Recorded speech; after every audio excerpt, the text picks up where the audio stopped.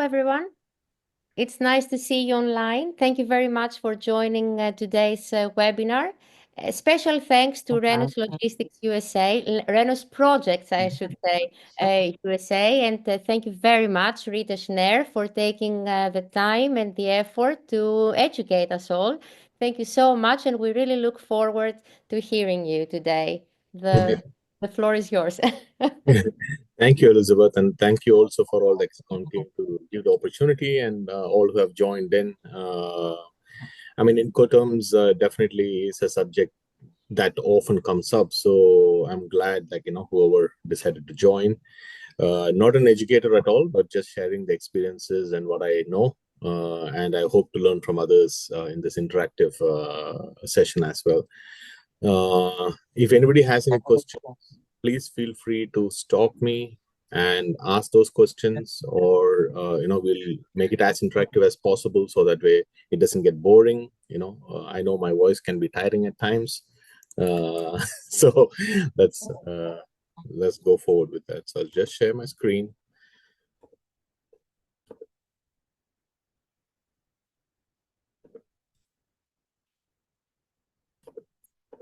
Can you all see my screen? Perfect. Yes. For those who don't know, I am Nair. I work with Renus Projects USA in New York, along with Colin, whom I'm sure everybody knows. So I'm the same office. Introduction to Incoterms. So some of the things that we will be dealing with today are, these are the topics, what Incoterms are, what it does, what it doesn't, and what are the different terms that are involved and what are the responsibilities and risks associated with each. And also, we'll try to discuss some common mistakes that happen. We live in a world that is getting shorter and shorter as the years go by. Over the last 100, 200 years. We have had a lot of global trade, a lot of globalization. And what happens in this is that you have new players coming into the market. We often associate ourselves with companies that we know, but companies who want to sell and who want to buy at cheaper prices always tend to look for new partners. And when these new partners come into play, you don't know what their dealings are and how much they can trust each other. And so they have to come to some understanding on what their agreement is. So that is where this Incoterms comes into play. It first was published in 1923, but the first edition that was known as Incoterms did not come into play till 1936. Initially, the Incoterms, was renewed or amended over a period of whenever there was a need. Now they do it every 10 years. So you will see from 1980 onwards, every 10 years, they have been amending the Incoterms, trying to update it to the latest latest trade trends across the world. The next one obviously will be 2030. And if at all there's any changes, even if it's minor, they will publish something. The countries that usually sit on the working chair for this is Germany, France, US, UK, China, Turkey, and I believe Australia too. Those are the working chair people who sit there to fix these rules and publish them. Now, what does Incoterms mean? It's just an abbreviation that means International Commercial Terms. It's a registered trademark of ICC. So when you use Incoterms, technically you're supposed to get an approval from ICC or at least link ICC to it. So whenever you're using them. Now what it does is just provides a set of rules or explanation on where your risk, cost, and responsibilities of any sellers or the buyers lie when they agree to a trade. Now, why Incoterms? Initially, when it was set up, it was just a process, something that was just starting up. But over the years till now, or the last 100 years actually, it has actually helped people understand where their risks and responsibilities lie, what they need to be taking care of It has been widely internationally accepted. Some countries have actually incorporated this into their legal system as a reference point. I need to, though, say that Incoterms is not a legal, it's not a body of law. It's not a rule, it's not a regulation. It is just a guidance on what you have to follow up with on trade. When you negotiate a trade, what should you take care of? What it does and what it does not is what I'm showing you here. It's basically, as I said earlier, it clearly defines where a risk starts or ends, cost starts or ends, or responsibility starts or ends. But one has to be very careful. It does not give you or it does not involve itself in any sanctions, any tariffs, prohibitions, force majeure, any arbitration proceedings. It doesn't deal with title ownerships at all, where the title ownership transfers. It doesn't constitute any law of any country, though some countries have adopted it into their law for import-export formalities. So one has to be really careful when you say Incoterms, it is not legally binding on anyone. It is only a direction of what the buyer and seller has agreed to, which is also why it's important when you mention Incoterms, you need to mention Incoterms of which year, because there are still people using Incoterms 2010, or some contract had been negotiated in 2012 that's getting affected now. So even though we are in 2022, 2024, Incoterms 2010 is still being used. So it's very important on which Incoterms you're referring to, because based on that, the actual responsibilities can change. Again, this is now I just want to bring the UCC term just because many people confuse Incoterms with the UCC term, especially in the US. UCC term is a domestic term in the US. So many US buyers or sellers, when sometimes they would refer it as a UCC term, especially the first-time buyers who are not used to international trade. So just a quick differentiation on what those two are. Incoterms, there are 11 different terms that that define the responsibility, whereas in UCC term it's mostly FOB. They even for delivery clauses, they say FOB place of delivery, FOB collect shipment. So FOB is what is normally used. But the major difference between Incoterms and UCC is that Incoterms does not define a title transfer, whereas UCC does. So it's not only the risk that transfers, the title of the goods also transfers with that term. What does UCC stands for? UCC is Uniform Commodity Code. So that is basically a US domestic rule. Regulation is actually a law. For those who don't know, United States does not recognize Incoterms. They do refer to it as International Code of Trade, trade code. I mean, and even the US, when they have any dispute, they will honor it for the decision making. But the terms of Incoterms is generally not accepted in any US regulation. It's only the UCC term that's accepted. So if you say in a court of law, X works or FOB or DDP, US government could care less. The CBP themselves do not accept Incoterms because they prefer their own rules and regulations, which is UCC.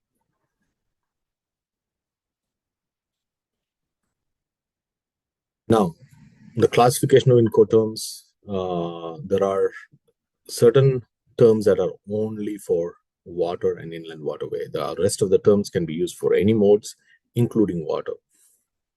So the only water ones are generally for non-containerized or bulk cargo. It's not good for containerized. I'll come to it later. We use FOB for containers. It's not a good term at all for containers. But The all modes are XWorks, FCA, CPT, CIP, DAP, DPU, and DDP. So these terms you will see, it's C terms or D terms, the FAS, FOB, CFR, CAF. This is only for water, inland waterway. You cannot really use that for air or any road transport or anything. We do use it because many customers do not know most of the other terms or what it is. So it's easier for us to explain that. FOB, I don't know, FOB New York JFK Airport. It's easier for them to help them understand. However, it's not a trade supported term for air exports. There are, you all know probably, there are 4 different sections. You have E, F, C, and D terms. The E is basically all responsibility is on the buyer, is XWorks. It's not good for seller either. I'll come to it later. D is where the seller is responsible for everything delivered. So you can see it's the extremes. And right in the middle is the C and F terms. And these are called shipment terms because the responsibility from there, is transferred once the shipment is done. But that's what most of the trade happens in. FCA is the most, flexible and most ideal for most of the shipments. And you will see that also why. Now, the classificator, this is what I said earlier, where you have the E, F, C, and D terms. Now, there is it explains a little more on where the responsibilities lie. The buyer is responsible for all the carriage in XWorks. Now, the buyer arranges for the main carriage on F terms. The seller arranges for the main carriage on C terms, but the risks transfer at a different stage. So this is probably one of the terms where your place of delivery and the risk transfer place kind of changes. On DDP terms, the seller arranges for the carriage, the main carriage, and the risk transfer after the main carriage.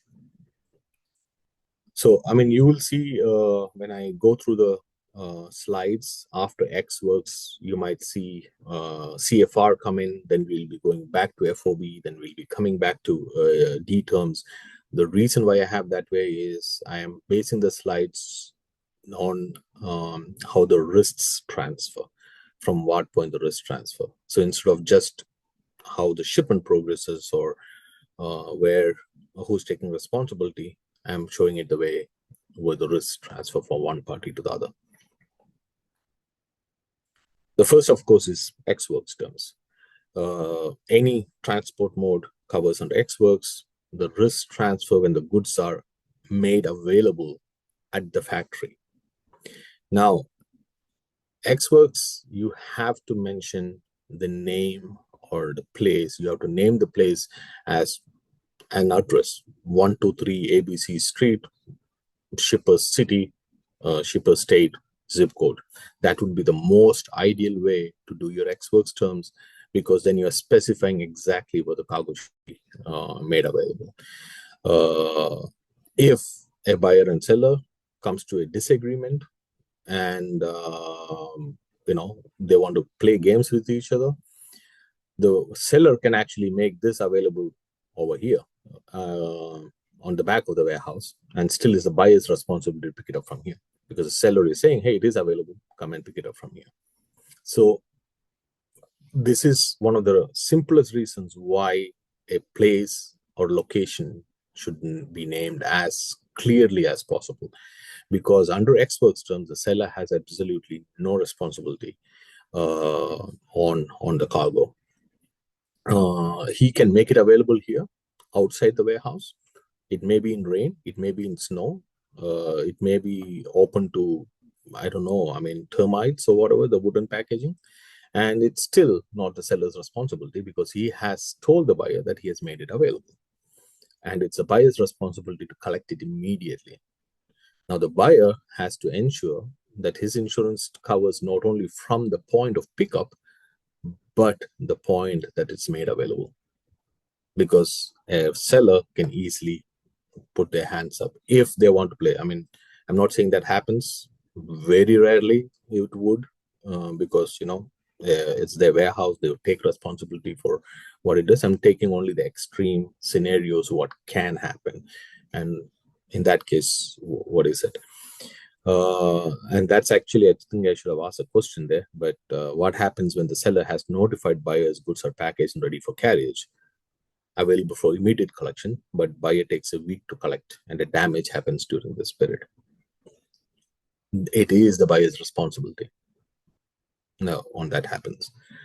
Now, the seller has to prepare the documents, the export invoice or the packing list, the certificate of origin, because the buyer does not have those available. He has to give as much information as possible. Then it's up to the buyer to make all the export formalities, export licensing included for the cargo out. Now, why is this not good for a seller? On the face of it, seller is not responsible for anything. In some countries, especially in the US, but also in many other countries, European countries especially, the seller is responsible to know where the cargo is finally going to. Any export regulation, the local government cannot go and hold the buyer responsible. So they will go after the seller because they are domiciled in that country. So the seller becomes responsible for the buyer's actions, which is why X Works is not really suitable for the seller, even though they would like that. It's always better FCA works, because then they are controlling the export formalities, they are filing the export, and they are showing the government what they agreed to. If the buyer did something, the buyer did something without letting them know. And they don't have control. Yes, there are other due diligence practices in place where the seller has to kind of vet the buyer before they sell anything. But just coming to just the INCOTERMs, they become kind of on the hook for whatever the buyer does. And that is why FCA works is always better than X works. It's always good for the seller to control the export formalities. For the buyer also, it's not good to have a buyer, the export formalities under their regulation, because there might be export regulations that they are not aware of, and they get on the hook for that. They need to nominate somebody in that country to do the export formalities. So under X works, the seller needs to only place the goods packaged ready for carriage. And one of the things, it's important why I said named place has to be mentioned, is because if a seller sells it termed as X Works New York, he could actually make it available anywhere in New York. It could be in the boondocks and the remotest position possible in New York and make it available there. He might have a warehouse in near JFK, but he decides to, just to give the buyer a hard time, ship it to Buffalo. Hey, pick it up from there and bring it back to JFK. Things that can happen. But when you specify X Works this location, you're making it available there. Again, some of the examples when I'm giving extremes, not that it's happening, it's only extremes just to make you understand what can happen, what are the repercussions. That doesn't mean it's happening 99.9% of the time. It doesn't. It's just to highlight the differences or the situations that might crop up.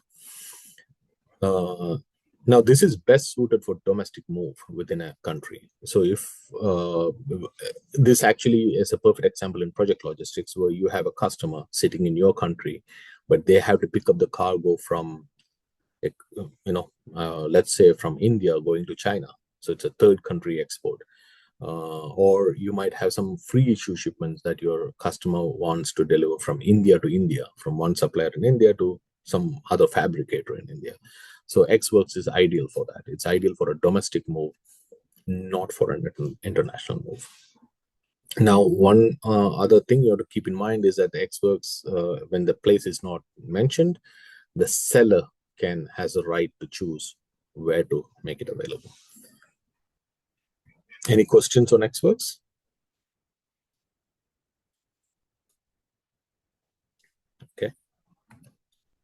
Now, FCA carrier, this is the most flexible kind of terms. You can use FCA works practically anywhere.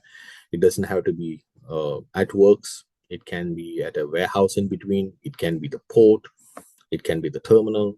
FCA kind of is flexible in that regard. Jack of all trades kind of thing. Now the risk transfers the minute it's delivered to the carrier, to the first carrier if there's multiple carriers.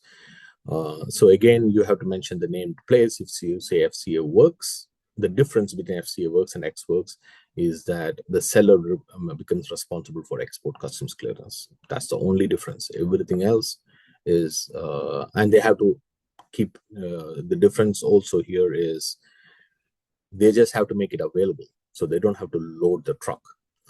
The buyer has to technically come with their crew and load the truck at the supplier's facility. That doesn't happen normally because the supplier also or the seller also do not want a third party coming in with their equipment into their facility. It's a liability issue, so they wouldn't want that.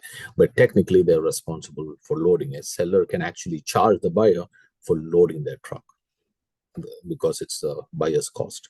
In FCA works, seller has to load the truck and they have to do export customs filing. And they are responsible for ensuring that the cargo stays safe.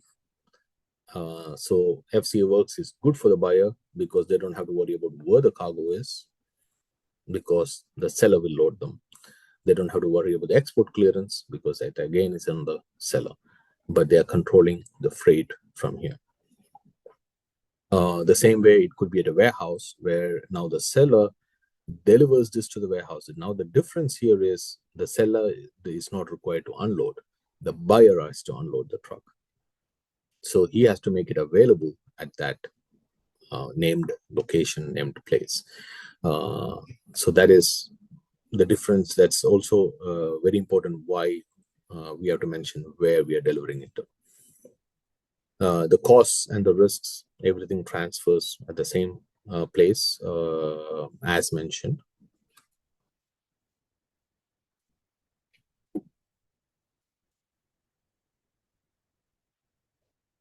Again, this is exactly what I said. If the seller's works, then the seller is responsible for loading the departing conveyance, all export formalities, or any transit through any country's customs district, not just the country covers there.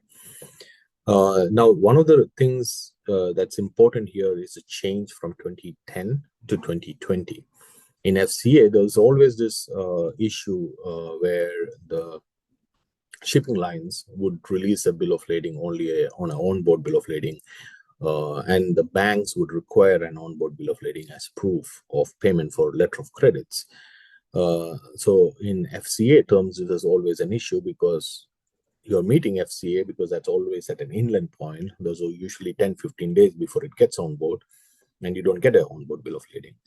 So now INCOTERMs 2020 allows for this onboard bill of lading for FCA terms. However, the dates for delivery of the inland and the loading, it can be different. It could still create issues with the seller and the buyer under letter of credit. It has to be spelled out. How the letter of credit, how the terms of sale has to be done, that is not INCOTERMs' responsibility. That is a responsibility between the seller and the buyer. One more thing I'd like to highlight, since now I'm on that point, is in INCOTERMs, whatever you have agreed on your terms of sale, you can change that terms over an email. A buyer and the seller send an email to each other and say, hey, I'm not able to collect from your place.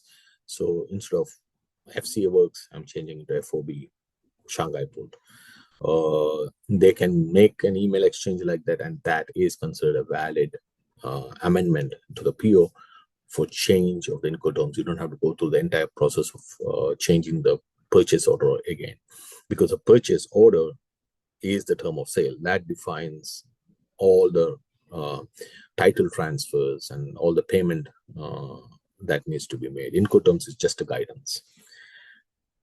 Now, the seller here will bear all the costs and risks till such named place, again, including the loading of the truck, not unloading of the truck, get any export license, all export duties and customs in that country, whereas the consignee pays for everything else after that.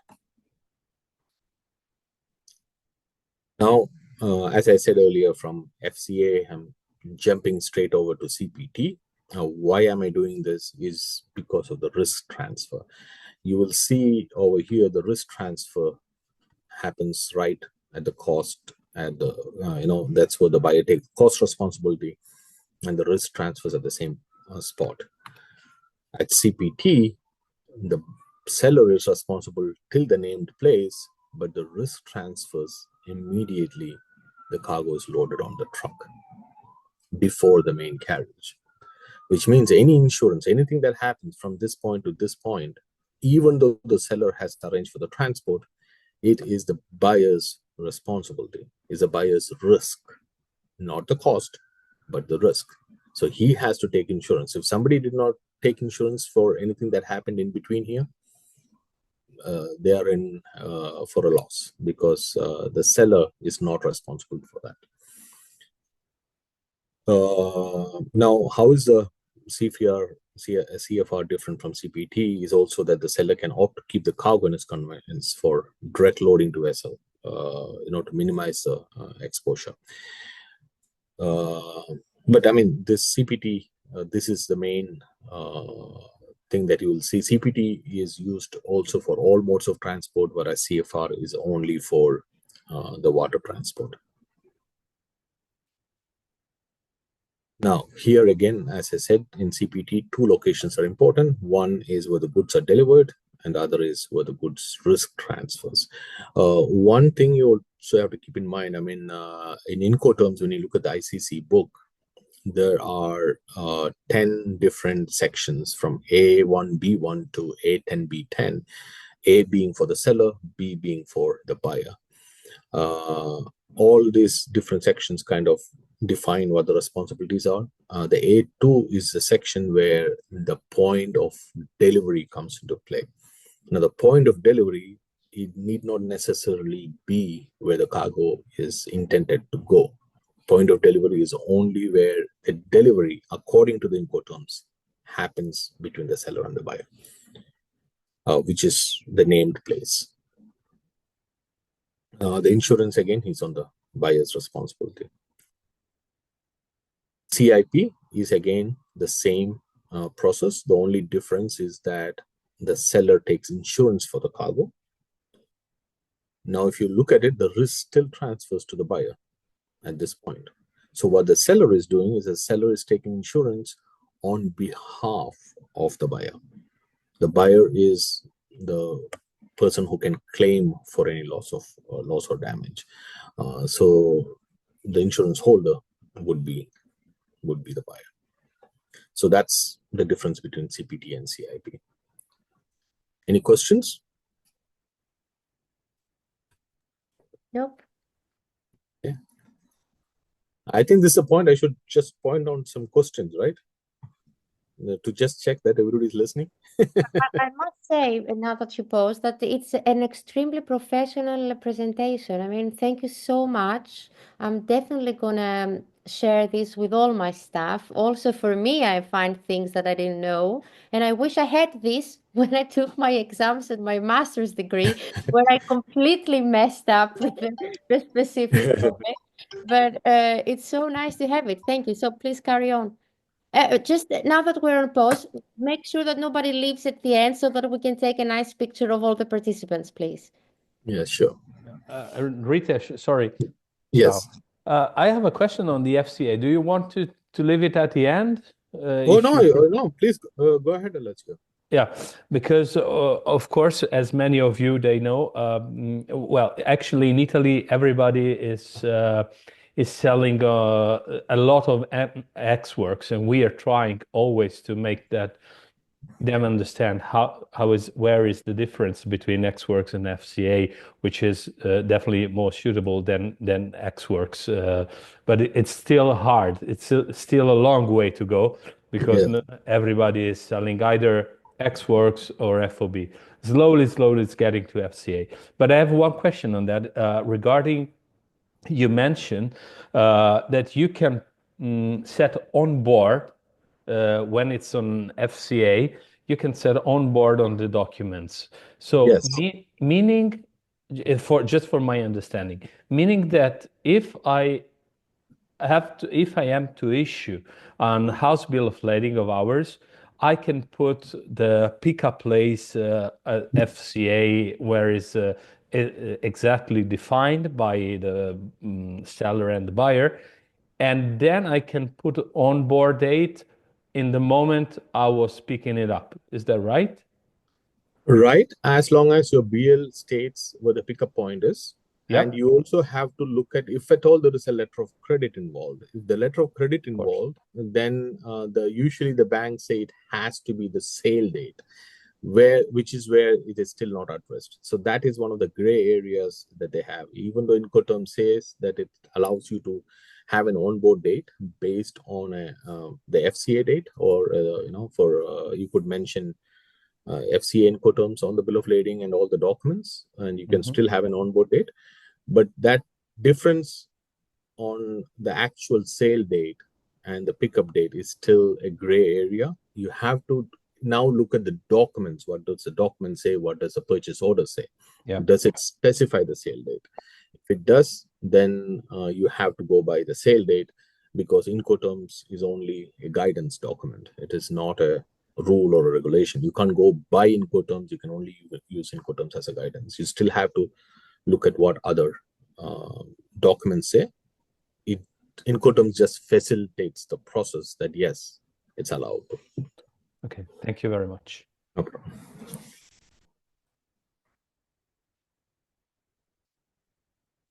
So now I'm coming to FAS. Now here, obviously, FAS is quite common in our project world, free alongside ship. All the risks cost till you are placing the cargo along the ship, alongside the ship becomes the seller's responsibility, and the buyer's, and the risk also stops there. The buyer is the one who is supposed to load the ship from that quay. All export formalities are on the seller, all import formalities on the buyer, and any risk, responsibility, everything from that point stays with the buyer. Now, this is ideal for situation for bulk cargo, grain, rice, millets, any of the loose items, coal kind of thing, because usually the factory is right there, or the barge with those products are right there, and you're loading it from there.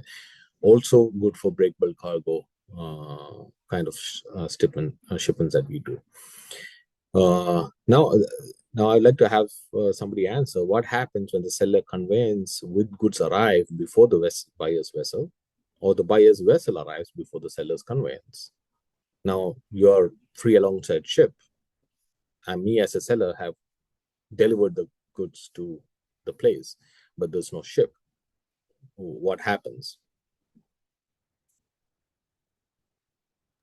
Is that on buyer's responsibility then for delays, demurrage, and whatever? Everything is on the buyer. So you have to, once the cargo comes there and it is delivered to the quay, or even if it's on the truck, it doesn't have to be delivered, unloaded. All costs, risks, responsibilities after that comes on the buyer. There might be arguments, talks on cost, right? Saying that, hey, you delivered this earlier, or my vessel is not there, kind of thing. But I'm only talking this from the risk point of view. Your cargo is there, suddenly a storm comes in, and it flips the cargo overboard, or damages the cargo, or some other crane falls on top of the cargo while the cargo is sitting there at supposed to be alongside ship. It goes on the buyer. But it's also the buyer's responsibility to tell the seller when to deliver, because the buyer has to say, hey, on such and such day, my ship will be there. You have to deliver it for that ship. So if the buyer comes in early, even though he knows he's supposed to come in only on the 10th of December, if he comes in on the 8th of December and this happens, it is on the seller. But if he comes there on the 10th of December and the vessel comes in on the 11th of December, it's on the buyer. So it's important for free alongside ship to specify when, where that starts. So free alongside ship, Shanghai port, and then you could mention on somewhere on the Incoterms, or on the communication going forward when they are supposed to call. So that timing is important because the seller shouldn't be there before the time that the buyer says, and the buyer should ensure that the vessel is there when he says the vessel would be there, because anything that happens after that date is his responsibility. I'm not talking about any terminal charges or anything. That is something that they have to talk about, because the cost till FAS is on the seller, no matter when it gets loaded. I'm talking about the risks side of it. Now, the risk or loss to the goods transfers when the goods are alongside ship. So anything happens after that, hooking on, lifting, and everything is on the buyer. And the buyer also bears all risk or loss of damage if the vessel nominated the buyer fails to arrive on time. So if you give them a lay can of 10 to 15th, and you ask the seller to come there on the 10th, because that's when the lay can starts, and the vessel comes in on the 15th, anything that happens between the 10th and the 15th is on the buyer, not on the seller.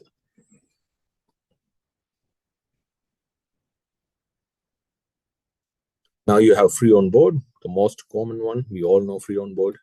We also use this for containerized cargo, which is wrong. It should not be in the for the container. Actually, yeah, there was one point I needed to mention. There's a difference between FOB and CAF. Oh, CAF is coming in. Okay. So the cost for the seller is till the cargo is loaded on the deck of the ship. The risk also transfers once it's loaded on the ship. This is good for break bulk instead of just FAS. The difference between FAS and FOB on the break bulk is that you're delivering it. FAS is ideal because now here you have geared crane, geared vessels. Now the geared vessels will have already their own crane. So whatever freight you negotiate with the carriers is already including this crane lifting process. The only thing that's left is this hooking on.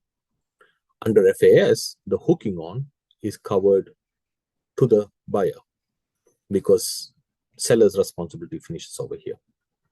Now, under FOB, that's not the case because the seller is responsible till the cargo is on board, but your crane charges are a part of the freight agreement that the buyer has with a geared vessel, because they will lift the stuff. So the hooking on is one part, but even though the carrier nominated by the buyer is doing the lift, the responsibility for anything that happens during this lift stays with the seller. So they have to ensure that they're covered for insurance till it's actually physically on board. Whatever happens here for the lift, even though it is the buyer's nominated carrier who's doing the lift, it is being done on behalf of the seller. Any questions there?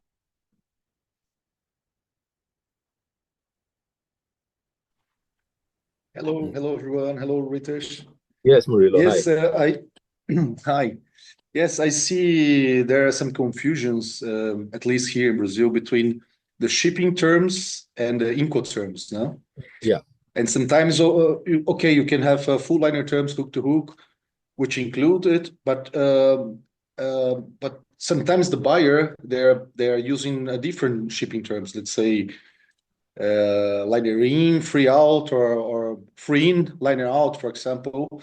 and they have FAS or FOB, and sometimes they are mixing like the Incoterms and then shipping terms, and then you have a confusion because you have costs, you have not only the risks, but you have also actions to be done, and oh, now who take care? And freight forward in the middle, of course, you have to see how you handle it. So it's something that we experienced in the past, and just a comment, it's not a question, but it's very important what you mentioned about to have it clear, but also always we try to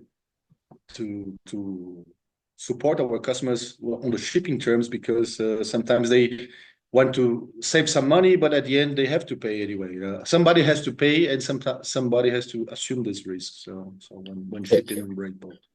Exactly, and that's very important because see, all these shipping terms are underlying to the Incoterms, because you can have free liner in, liner out, or free in out, or whatever your terms are. That's all a process in this entire chain. But your Incoterms is what really defines where your responsibility starts from a shipper and a consignee point of view.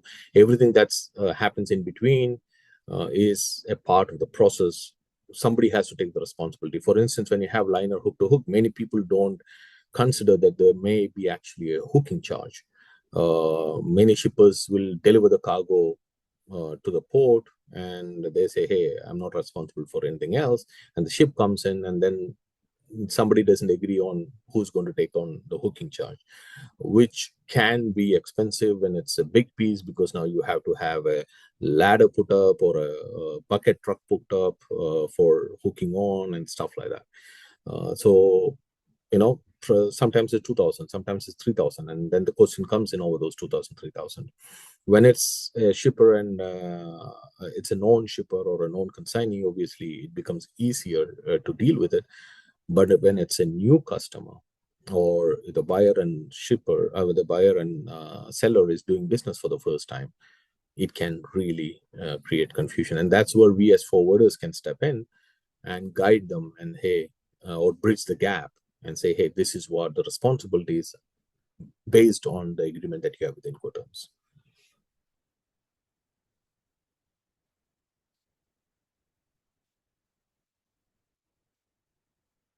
Anything else?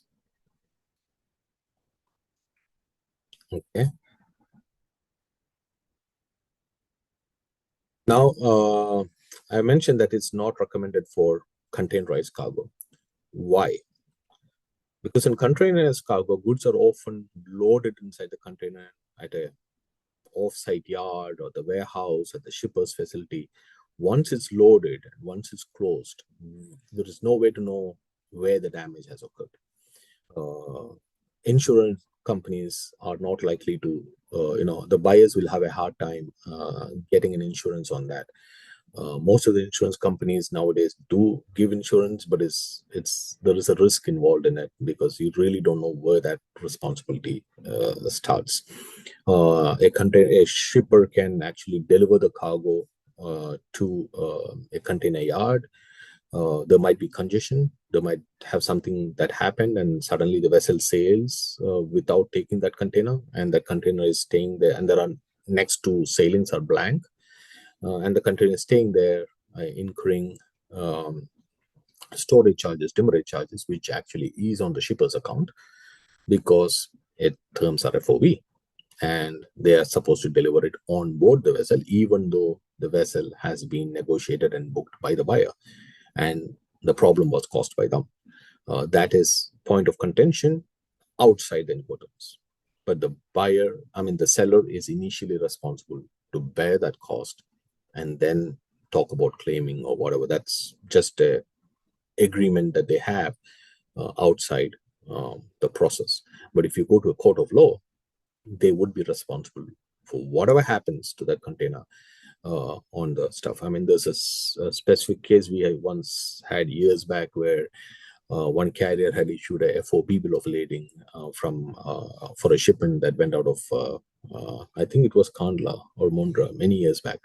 There was a storm that came in, and they took the container out from the quay and threw it overboard.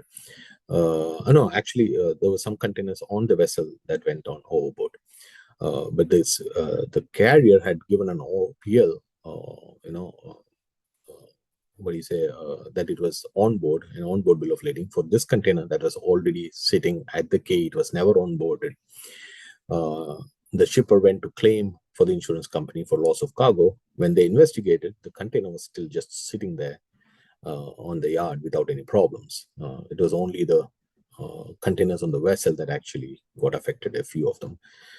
So that became a big issue of claim and all that stuff. So, that below, what I'm coming to is that FCA, FOB comes into play over there when it comes to that risk, especially here because the carrier issued an onboard bill of lading while it was not on board. This was years back before our new technology where you could actually track where the containers are.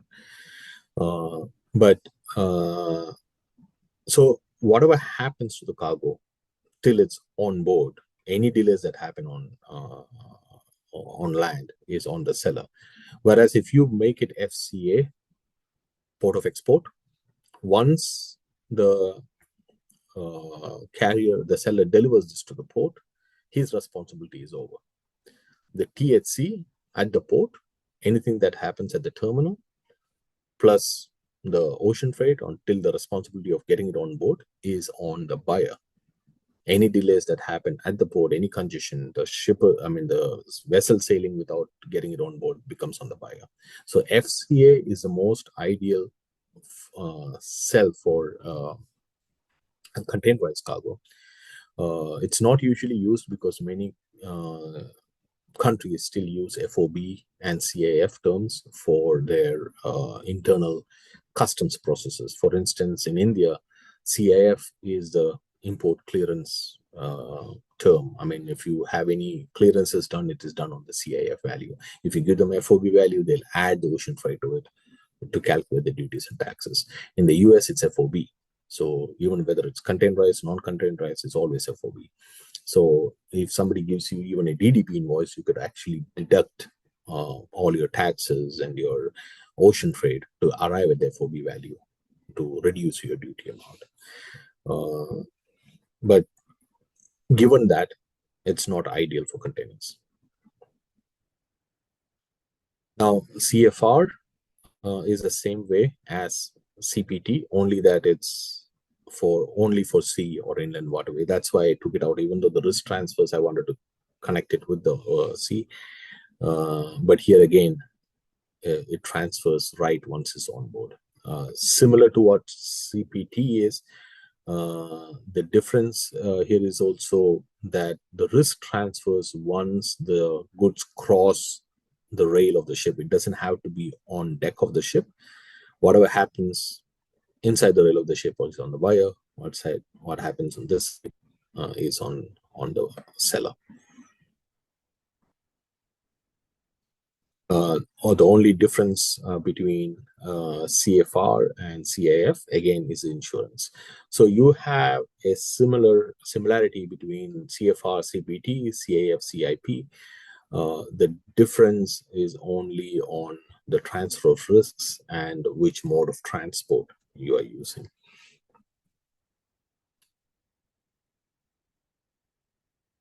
Again, CAF, CFR, FOB, not recommended for containerized cargo.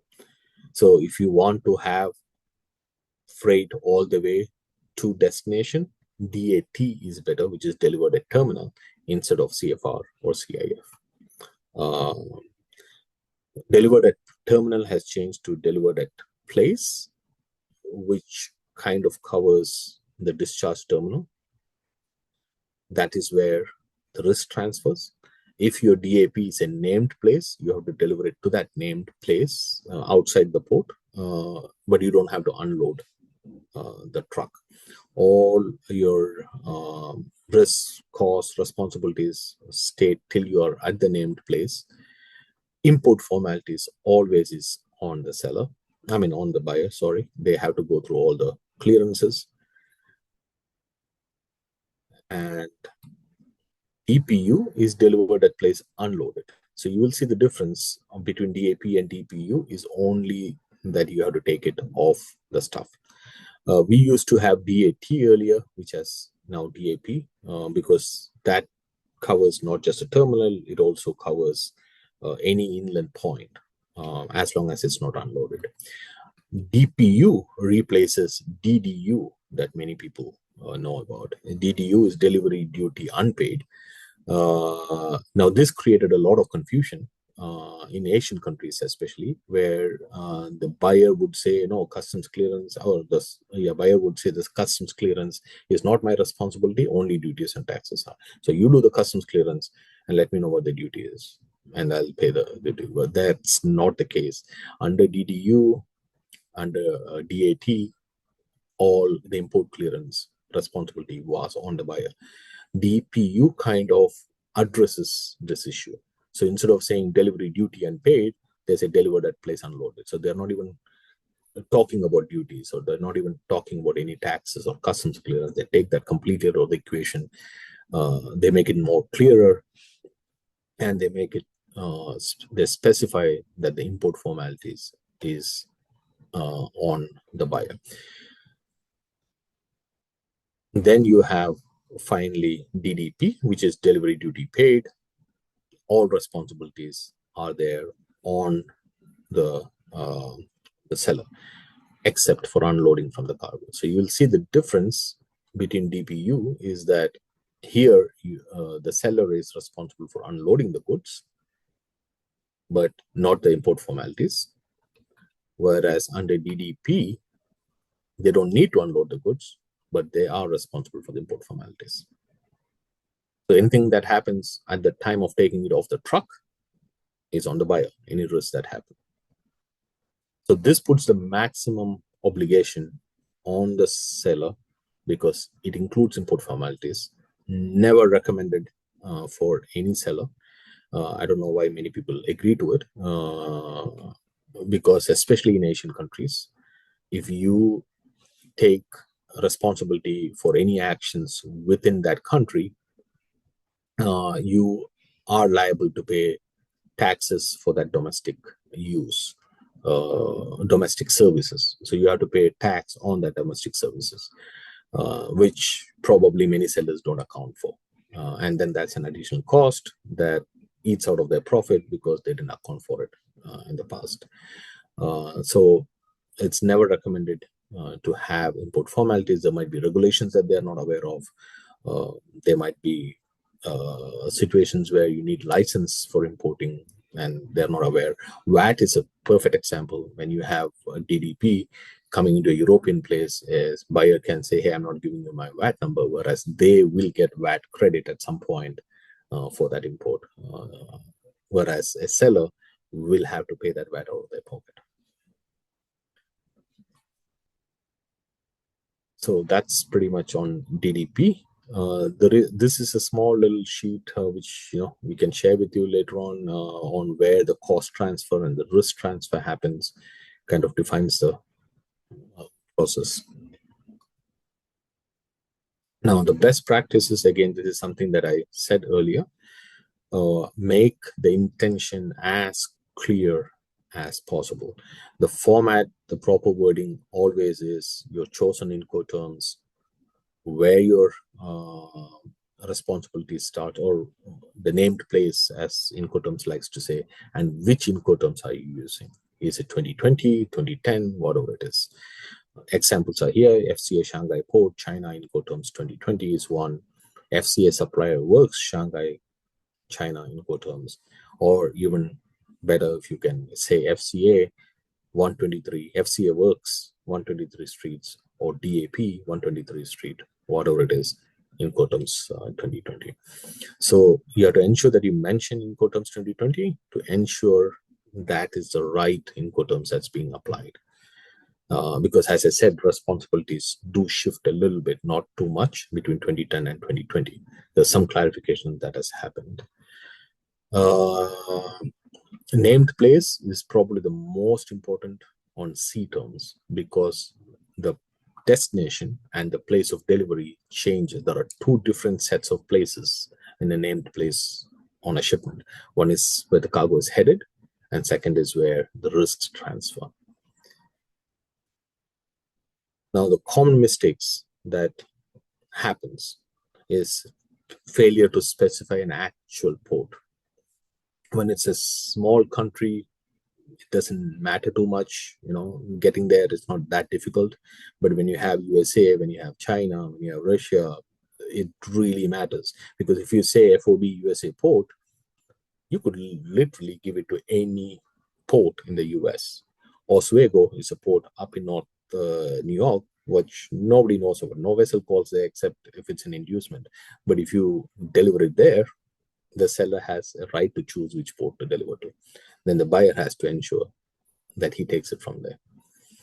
He could deliver to any port of his choice. It doesn't have to be the actual port where a regular container calls. So it's ideal for you to mention that if there are multiple ports you want to choose multiple ports, FOB Los Angeles, FOB Houston, FOB New York, any of these ports. Similarly in China, either Shanghai Tianjin, FOB Shanghai / Tianjin / I don't know, Ningbo, whatever. But then they have the choice between those three. As a seller, the use of FOB, CFR, CIF for containerized cargo. It's always better to use FCA, CPT, CIP for containerized cargo. So this is one of the common mistakes, and this is the most common mistake that happens on the shipment. FOB is good for break bulk or bulk cargo. Mostly bulk, not even break bulk to a point. Then buying goods on ex-works terms is another common mistakes. I've seen this all the time. I think, Alessio, you had mentioned this as well. In Italy, it happens quite often. But even selling on ex-works terms is never good because of the risks to the seller on the export formalities.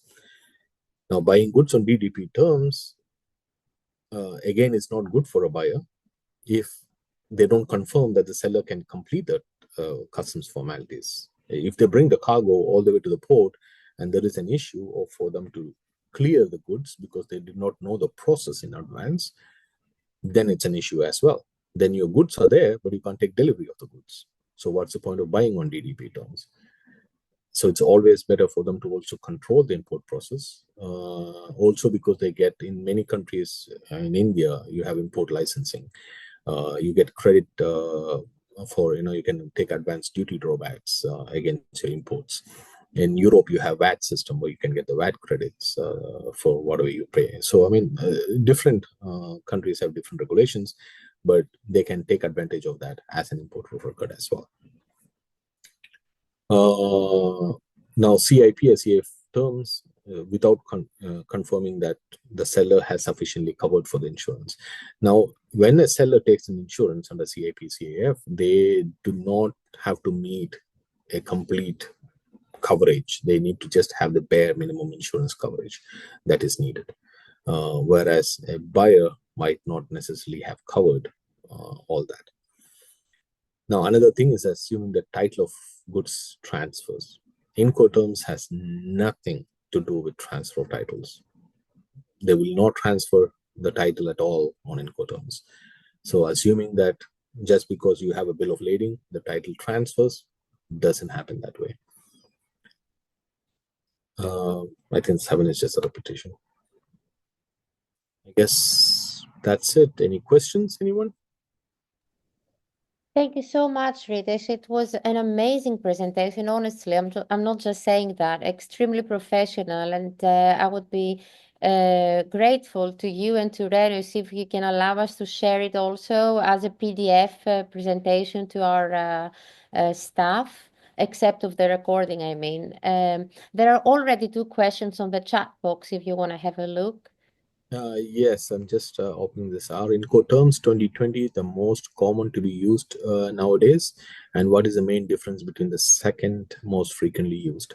INCO 2020 has been adapted already world over. There are still some cases where people are using INCOTERMs 2010, especially from Asian countries. But I've seen that in the US as well, where people still use DDU. People still refer to FOB Incoterms 2010. There are cases like that. However, the most common currently is Incoterms 2020. The main difference between the two is basically DDU and DPU. That kind of defines what your responsibility is in import clearance. Also, FCA works is have been more come into play than it was in 2010. In 2010, most people used FOB, CFR. That's what the focus was on. A lot of people have been using FCA over the last many years because it's more flexible. And one of the other things you can have is, you have, let's say, DAT, port of destination, is the same as FOB, port of destination. You still can deliver till that point, right? I mean, if you say FOB, port of Shanghai, for a shipment that's going from US, you're responsible till the cargo gets to Shanghai on board that vessel. So it is interchangeable. Some people do use it that way, but Incoterms, when used correctly, kind of defines the responsibility also a little more clearly. So Incoterms 2020 is being more used and correctly used, in my opinion. Does that answer your question? Yes, it does. One more thing. Although Incoterms are not law, as you said, it's just a guideline. When they Yes. are mentioned on a bill of lading, for example, then it does give you a legitimate argument when you are at court, right? No, it is No? just still a guidance principle. So whenever you mention FOB, even on documents, it's only for the court of law to guide on under what terms it was shipped on. Incoterms, very frankly, has nothing to do with the freight forwarder, nothing to do with the shipping line, or banks or anyone. It is just between the shipper and the consignee, or the seller and the buyer, if I have to say exactly, because you have multiple sellers and multiple buyers. I mean, especially in the project industry, you would have somebody selling from an actual manufacturer to a fabricator on Ex Works terms, and our customer is buying from this fabricator on FCA terms. Our customer is selling to his final customer on FOB or CFR terms. So there are multiple terms that come into play. So each of those terms is a contract between the seller and the buyer, what they agree on. So if your customer is supplying domestic Ex Works to FCA, then you don't have a bill of lading. If you are supplying for one of the customers who's doing the FOB to the CFR portion, then you do have a bill of lading. So that just specifies where the responsibility is for that particular sector. It doesn't have any legal binding per se, only what the court of law attaches to it during the course of a claim. So if at all you drop something, or if you have a loss, like we had during the Baltimore bridge collapse, that's a perfect example. So some containers went on board, some containers got damaged. Then it becomes a loss claim to the insurance company. That's when it would come up. Hey, who's actually responsible under those terms? Who should have taken insurance? Great, thank you. Shall we move to the other question? There are a couple of other questions. Yes. So if the Incoterms is FCA at work and buyer coordinate the pickup of the cargo by the truck with a container on it, is the seller responsible for cargo lashing? This, Luciano, again, is a very gray area, because people assume that loading the container means lashing is also the shipper's responsibility. Technically, it's not. However, the driver that the buyer is placing is not responsible for lashing either. He's just responsible for transporting the goods. So whatever the seller is doing to lash and secure, he's just ensuring that his cargo is not moving in place. If you go to a court of law, it can be argued both ways, because he is loading the container. He should have ensured that it's loaded and secured inside the container properly. But if you look at purely from an Incoterms point of view, his responsibility is only to load the truck, not secure it. That is the trucker's responsibility. When you have an open truck, is a trucker's responsibility to secure the goods on his cargo. The same way as a container. However, the gray area comes in where the container is already a box. So the driver doesn't know how it's loaded in the box. Because of that, the shipper or seller becomes responsible to ensure that when he delivers the box, whatever contents is inside the box is properly secured. So it's not the Incoterms definition, it's more a responsibility as a cost, as a function. If you deliver a box, a crate, as a freight forwarder, you expect the seller to have properly secured the cargo inside that crate, because you are moving only the crate. You don't know how it is packaged inside the crate. That's the same situation with a trucker or with a with a shipping line. So the shipper is responsible to ensure that it's secured properly. But from the technical Incoterms point of view, purely from the Incoterms point of view, it's not shipper's responsibility. But from a process point of view or from a claims point of view, it is. Thank you, Nair. It was very clear. Thank you. I've got one. My client of ours found himself in a random situation where shipment terms were quoted as CIF under hook. What's your take on this, and where detention was incurred at discharge port? Which party would be responsible for same? Shipment terms are called CIF. So basically, it was hook to hook on CIF basis. So the discharge the detention you're talking about is on the vessel, or? Yeah, that's right, on the vessel. See, again, this would come more from the shipping terms. It would happen. Why did the vessel get detained? Is it because the truck was not ready to receive the cargo? Then it becomes the buyer's responsibility. If it was that the berth was not available, then it is the seller's kind of responsibility, because it's till hook. But if the truck was not there, then but that's more of a shipping term. It's nothing to do with Incoterms. Exactly. Incoterms doesn't deal with detention. It doesn't deal with charges of the terminal. It only responsible with, yes, the cost factor, yes, but the cost is from the hook. All costs are on the buyer. The buyer. Yeah. Yep. But here it's more. Yeah, it was a strange one. We weren't involved. Yeah, well, but it's more about a shipping term kind of thing more than an Incoterms kind of thing. Yeah, I mean, the vessel detention, it really depends on who was responsible, because if it's hook, you don't really need a truck. You could have delivered directly to the quay, instead of a truck. The truck is not available, discharge it to the terminal, and the buyer pays for a crane to come in and load the truck whenever later. The ship could have done that. You could also argue on the other side that is not what they want. We want to avoid double handling, so a truck has to be there, wait for me. So it's more a cost of understanding on what one wants to do. Yeah, I think there were also some complexities in the booking note where the seller passed a lot of the risk to the buyer, yet the buyer wasn't privy to the booking note. Oh yes, it was a complete mess. Yes, under SIF, all the risks transfer to the buyer. So if the ship goes down halfway, yes, the seller has an insurance, but it's the buyer's right to claim. So, and if you don't share the booking note, then yes, I mean, there is some sort of risk that comes there. Yeah, cool. Thank you. No problem.